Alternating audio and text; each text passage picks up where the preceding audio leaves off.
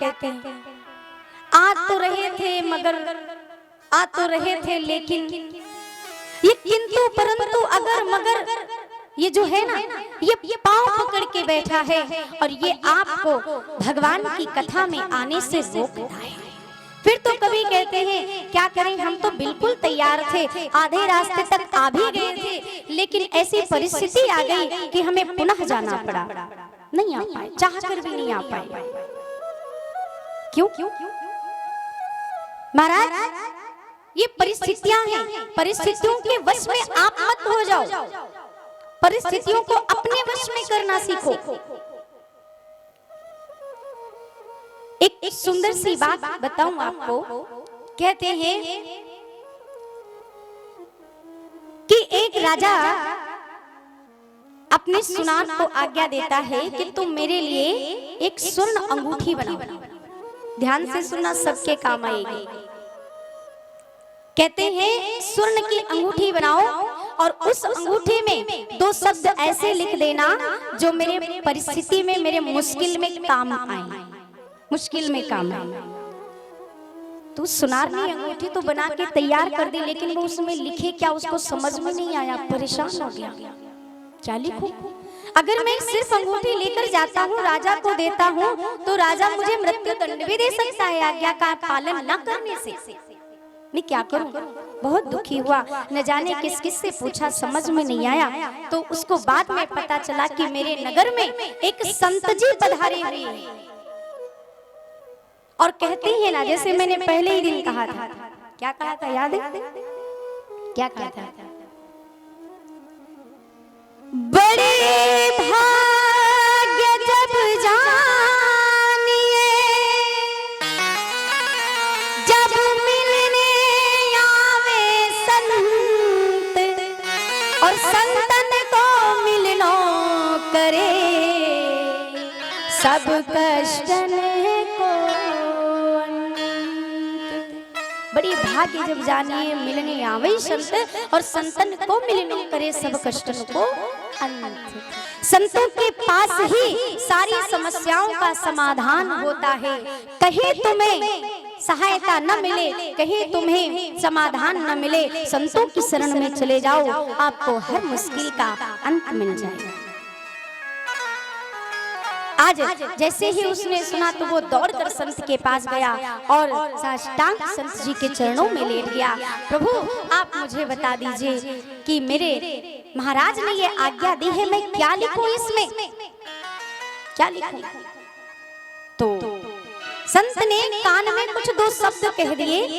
आज वो सुनार बड़ी खुशी खुशी से कूदते कूदते राजा के पास गया और वो अंगूठी दे दिया। कहता है, महाराज ये लीजिए, आपकी अंगूठी बन के तैयार है।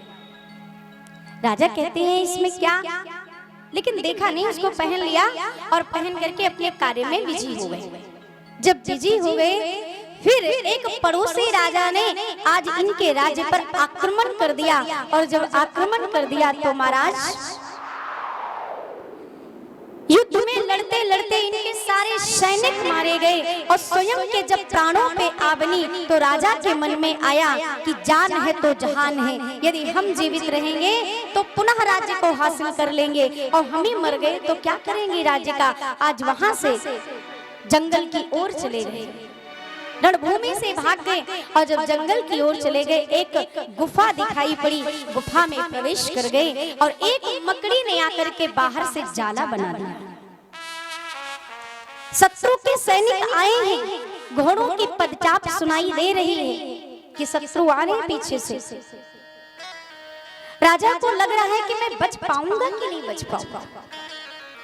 आज उसको उस अंगूठी की याद आई कि मैं देखो तो सही इसमें क्या लिखा है। जैसे ही उसने अंगूठी को खोला, उसमें देखा तो लिखा था कि यह भी बदल जाएगा। क्या लिखा था? यह भी बदल जाएगा। राजा के चेहरे पे एक रहस्यमयी मुस्कान बिखर गई। कहता है कि ये भी बदल जाएगा। शत्रु के सैनिक आए और वही गुफा के बाहर खड़े होकर के आपस में बात कर रहे हैं। हमको लगता है कि राजा आया तो इधर ही था, यहाँ से वो जा कहाँ सकता है। दूसरा बोला, मुझे तो लगता है इस गुफा में तीसरा कहता है मूर्ख, अगर वो इस गुफा में होता तो ये बाहर से मकड़ी का जाला थोड़ी ना लगा होता। तीनों आपस में ऐसे चर्चा करके वहां से चले गए। राजा को वो बात याद आ गई कि यह भी बदल जाएगा। राजा निकले गुफा से, एक नई सेना का निर्माण किया और पुनः फिर जो राजा ने आक्रमण किया था उसके राज्य पर आक्रमण किया, उसके राज्य को जीत लिया और अपने भी राज्य को जीत लिया। और आज अपने रथ पर सवार होकर के जब राज्य में प्रवेश करते हैं, चारों तरफ प्रजा ने उनके लिए बड़ी सुंदर सुंदर तैयारियां की थी स्वागत के लिए। दुदुम्बियां बज रही हैं, नगाड़े बज रहे हैं, पुष्प बरसाए जा रहे हैं। राजा को पुनः वो बात याद आ गई कि यह भी बदल जाएगा। महाराज जैसे ही कहा कि ये भी बदल जाएगा, सारी खुशी एकदम स्थिर में आ गई। क्योंकि कहते हैं कि दुख में रो नहीं और खुशी में, इसलिए ये स्थितियां, ये परिस्थितियां सदैव आएंगी और चली जाएंगी। इनमें दुखी होने की आवश्यकता नहीं है, कभी परेशान नहीं होना है, कभी रोना नहीं है। हर परिस्थिति का सामना करो, उससे कभी हारो नहीं। कहते हैं जो हार गया वो बिखर जाता है और जो सामना करता है वो निखर जाता है। इसके लिए और कोई भी परिस्थिति आए, कभी महाराज किसी के सामने जाकर के कहना मत। कितने प्रेम से, कितने भाव से जाकर के आप उसे कहते हो कि ये किसी से कहेगा नहीं, किसी से बताएगा नहीं, लेकिन उसका भी तो कोई सगा होता है, वो उससे कह देता है। और जब वो उससे कहता है वो बात घूम फिर के तुम्हारे पास आती है तो बड़ा कष्ट होता है। मैंने तो कहा था कि मेरा दुख कम हो जाएगा और ये तो मेरे दुख को और बढ़ा दिया। इसीलिए कहा है, रही मन निज मन की व्यथा, मन ही रखियो गोय, और सुनिए खिलई है लोग सब, अरे बात न नहीं है कोई। रही मन निज मन की व्यथा, मन ही रखियो गोए, सुनिए ठिलई है लोग सब, बात न लई है कोई। कोई भी बातें हो किसी इंसान के सामने जाकर के मत को, भगवान से कहो। क्योंकि संसार में दो ही हैं जो आपके हर दुख को दूर कर सकते, वो है एक गुरुदेव, एक संत और एक भगवान। दो ही, इनके अलावा तीसरा तो आपको दुख देगा, कम नहीं करेगा। इसलिए अच्छा, कौन कौन चाहता है कि हम भगवान हमें चाहे सुख दे चाहे दुख दे, हर चीज में हम खुशी हैं, हर चीज में हम राजी हैं। सब चाहते हैं? कौन कौन चाहता है? हाथ उठाओ।